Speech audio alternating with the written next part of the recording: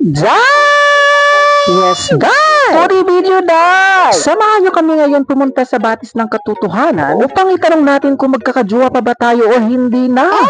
Samahan nyo kami ngayon mga day, pupunta kami ng Bugak mga day. Kasama ko ngayon mga day, yung magjowa mga day. Lahat naman siguro ng mga taga-Agusan mga day at taga-Surigao del Sur ay alam na yung Bugak mga day. At kung sa mga hindi pa pala nakapunta mga day, pagaling kayo ng Agusan del Sur mga day, walang ibang madadaanan dyan mga day kundi ang San Francisco lang mga day. Kapag nasa San Francisco na kayo mga day, ay isang oras na lang yung biyahe pag motor yung gamit yung mga day. At sa mga gustong mag-commute naman mga day, ay 1 hour and 30 minutes lang mga day, ay mararating mo na ang ating batis ng katotohanan. Yes, guys! Masarap siyang balik-balikan mga day dahil nga ito ay cold spring mga day. At sobrang mura lang mga day ang entrance fee nila mga day. Correct if I'm wrong mga day, kung tama ba at hindi ako nagkakamali, 25 pesos per head lang yung entrance nila mga day. Habang nasa biyahe kami mga day, ay pansin na pansin naman siguro mga day, nakapit yung kamay ng bakla. Natatakot kasi ako mga day, baka malaglag ako at mabasag yung itlog ko mga day. Naipit na nga sa biyahe mga day at ito'y malaglag pa. Double kill yarn.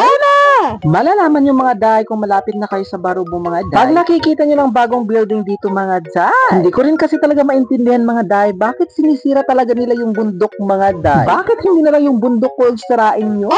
At pag ganito na yung nakikita nyo mga day, ay nasa Barubo na kayo mga day. At pagliko dyan mga day, merong dalawang daanan dyan mga day. Yung pa left side dyan mga day ay yung dating daanan papuntang terminal mga day. At yung pa right side naman mga day, yung pa straight lang ay yung diversion road ng Barubo mga day. At pagdating nyo sa Barubo mga day, ay pa left side lang kayo mga day. Walang ibang daanan dyan mga day at makikita nyo yung Tuna Republic mga day. Buti na lang talaga mga day sa biyahe namin mga day at walang ulan mga day. Meron kayo makikita dyan sa right side na elementary school mga day. At yung katapat niyan mga day, ayun yung daanan papuntang Bugak mga day. Malalaman yung mga day kung malapit na kayo mga day kasi may makikita kayo dyan mga scene mga day. Tumingin lang kayo sa kaliwa mga day at may makikita kayong gate dyan mga day. At ayan na nga mga day, may nakikita na tayo dyan gate mga day. At ipasok nyo lang yung mga sasakyan nyo pang himpapawid mga day. Dito pa lang sa bandang gate mga day, makikita mo na yung tubig na blue mga day. At ito yung tinatawag nilang dito mga day na sobrang dinaw ng tubig mga day. Sa sobrang lalim nga nito mga day, ay hindi mo na makikita yung pinakailalim nito mga day. Nakakatakot na siya tingnan mga day kasi parang may diwata talaga. At ayan nga ang diwata mga day, nagpakita nga sa'yo. Parang na sa'yo.